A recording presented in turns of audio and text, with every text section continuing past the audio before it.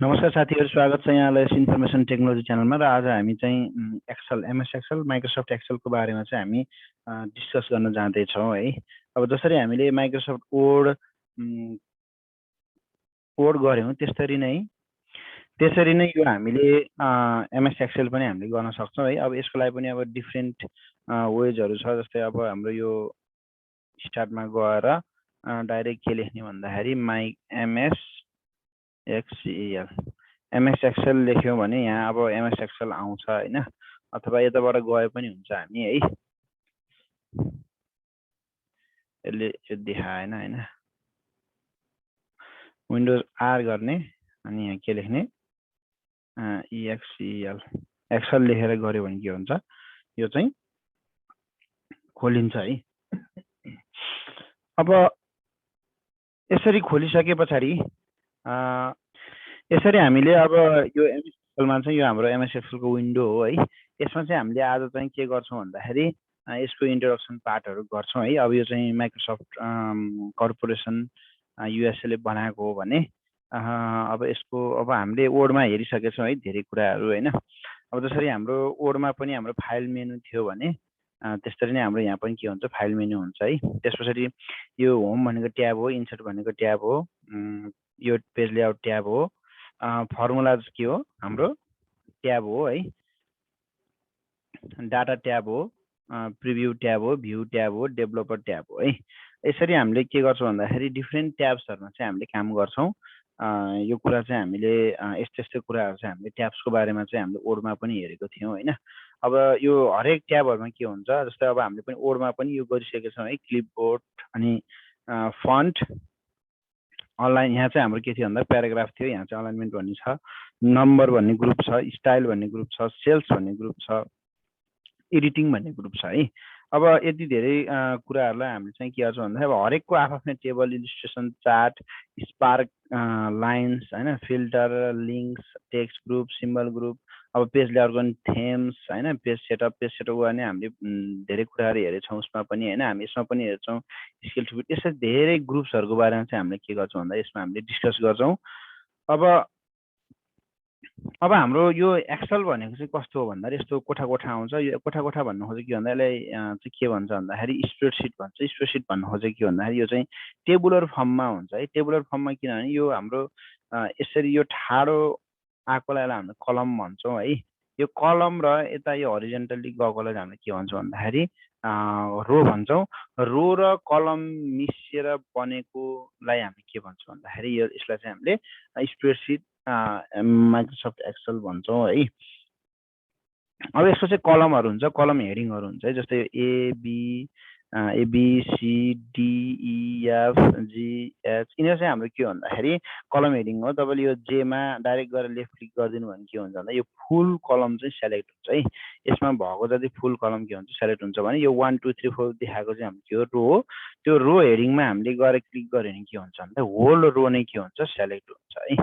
Whole रो नै हाम्रो के हुन्छ सेलेक्ट हुन्छ। अहिले चाहिँ हाम्रो यहाँ देखिएको चाहिँ के छ भन्दाखेरि लास्ट कलम चाहिँ यु देखिएछ भने अब यो यता रो चाहिँ कतिसम्म देखिएको छ भन्दाखेरि बाइ डिफल्ट चाहिँ 109 चाहिँ हाम्रो स्क्रिनमा देखिएको छ है।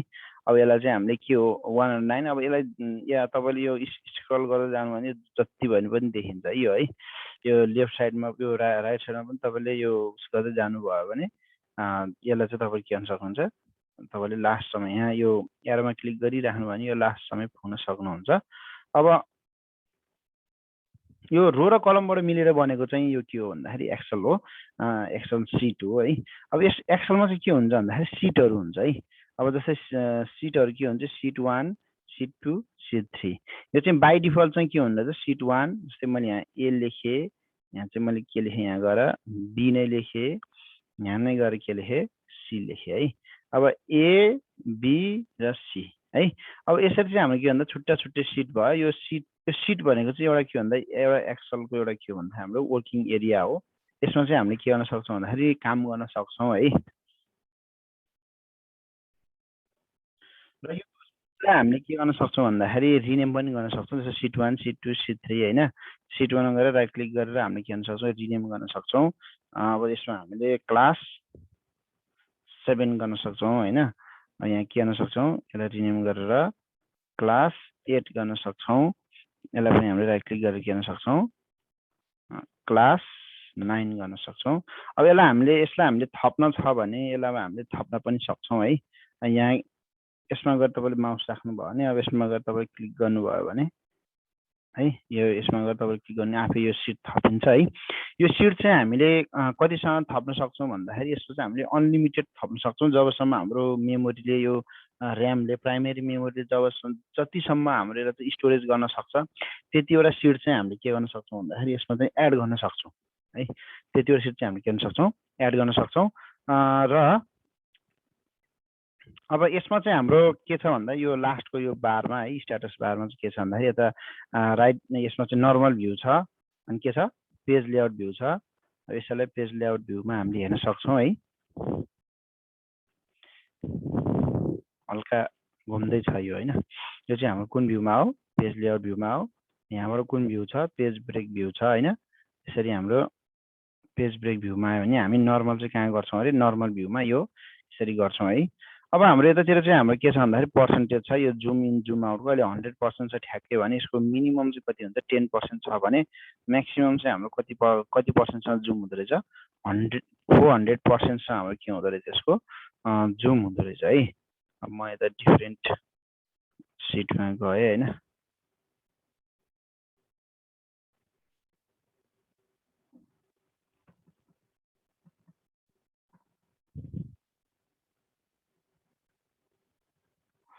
यसरी चाहिँ के हुन्छ 10% चाहिँ हाम्रो मिनिमम जुम र म्याक्सिमम जुम चाहिँ कतिसँग गर्न सकिँदो रहेछ 400 सम्म।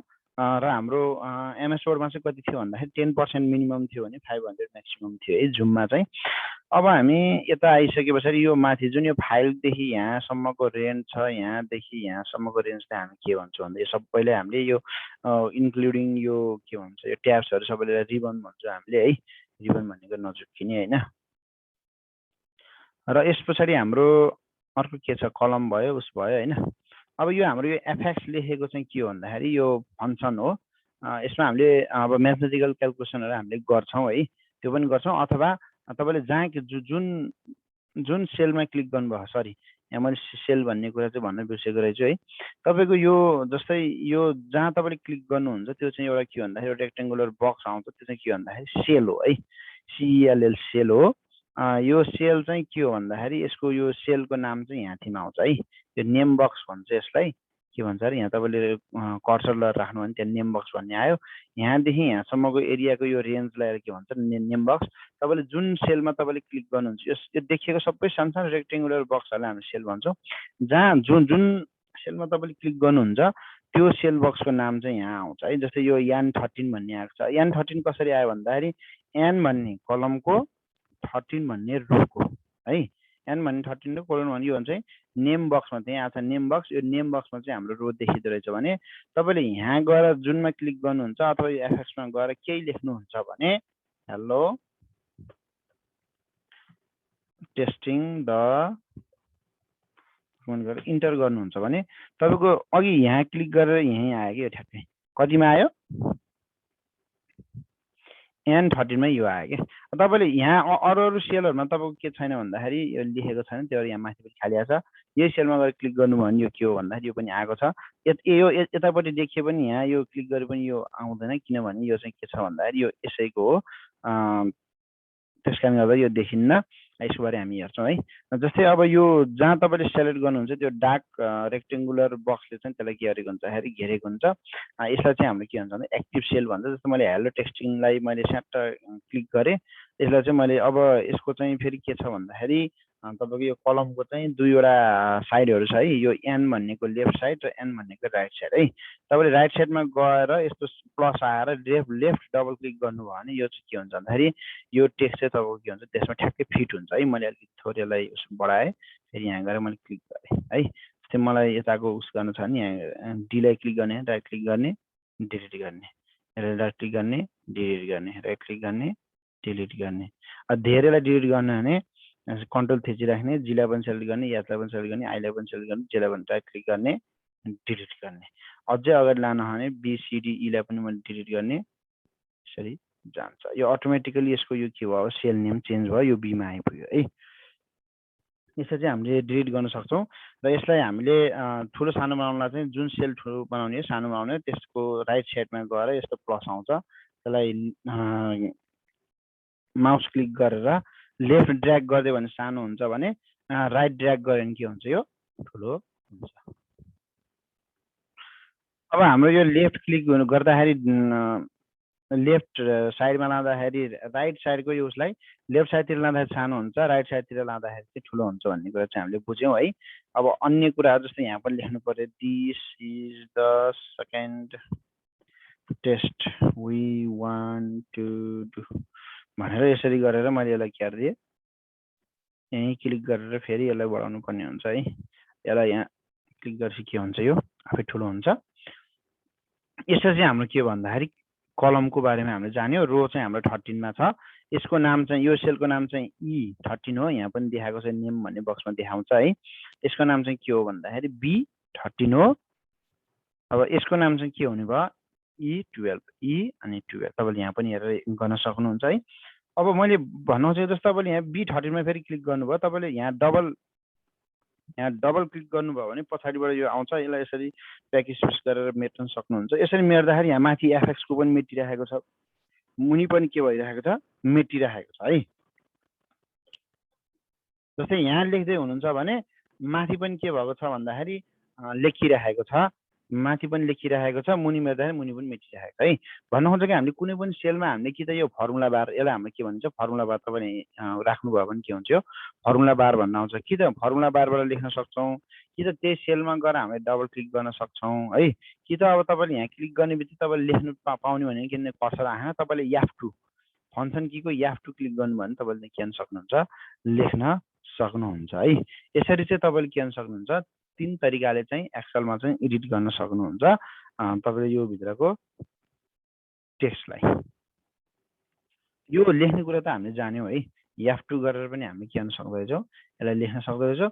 तर कहिलेकाहीँ हामीलाई के हुन्छ भन्दाखेरि एउटै सेल भित्र एकदम लामो कुरा लेख्नु पर्यो भने हामीले त्यसलाई कसरी लेख्ने। अब जस्तै मैले एउटा this is the first text we are going to write. अब यसरी लेख्दै गयो भने मैले एउटा एसए जस्तै कुरा लेख्नु पर्यो भने त मैले यो के भन्नु यो सबै लेख्दै गयो भने त्यो त जति पनि भरिँदै जाने भयो। यो भरिँदै नजानको लागि अथवा यसलाई चाहिँ यहीँनिर चाहिँ हामीले लेख्नको लागि चाहिँ हामीले के गर्ने भन्दाखेरि यो राइट भन्दा पछाडि लगेर अल्ट र इन्टर गर्यो भने यसले के गर्छ टेक्स्ट ट्याबको काम गर्छ। This is the second PAREGRAPH we are going. फेरि यहाँबाट पनि हामीलाई तल चाहियो भने अल्ट र इन्टर गर्ने। Going to write the second one again we are starting the.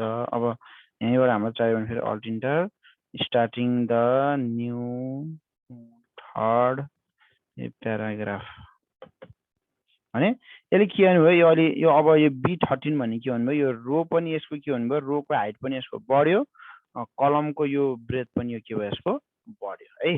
हामीले अल्ट र इन्टर गरेर यो भित्र हामीले जति भयो भने लेख्न सक्छौँ। यो कुरा चाहिँ हामीलाई के भन्नुभयो थाहा हुनु भयो है। अब दिस इज द फोर्थ। अब आफै यो इन्टर हान्नु पर्दैन है। Paragraph this is the fifth PAREGRAPH this is the sixth. Enter हान्नु भने आफै यो के छ मिलेर बस्छ है। अब हामीले यहाँबाट यो डिलिट गर्नु पर्यो भने जस्तै यहाँ क्लिक गर्ने जुन एक्टिभ सेलमा तपाईले क्लिक गर्नुभयो त्यसमा चाहिँ डिलिट अचार दिनुभयो भने के हुन्छ डिलिट हुन्छ। अथवा त्यहाँ क्लिक गरेर ब्याक स्पेस अचार दिनुभयो भने के हुन्छ त्यो डिलिट हुन्छ है। अब तपाईले त्यो लेखिराख्नु भएको जस्तै जहाँ त्यो टेक्स्ट लेखिराख्नु भएको त्यसमा एक्टिभमा गएर तपाईले स्पेस अचार दिनुभयो भने त्यो के हुन्छ त्यहाँबाट चाहिँ डिलिट भएर जान्छ है। अब डिलिट स्पेस ब्याक स्पेस बाट चाहिँ हामीले के गर्न सक्दो रहेछौँ भन्दाखेरि कुनै पनि एक्टिभ सेल भन्ने बित्तिकै जहाँ चाहिँ हामीले माउस कर्सरले गएर क्लिक गरेछौँ जुनसुकै सेलमा त्यो चाहिँ के हो भन्दाखेरि डार्क ब्ल्याक रेक्टेङ्गुलर बक्सले घेरेकोलाई चाहिँ हामीले के भन्दो रहेछौँ एक्टिभ सेल भन्दो रहेछौँ है। अब यति कुरा चाहिँ हामीले के गर्यौँ भन्दाखेरि यसमा जान्यौँ।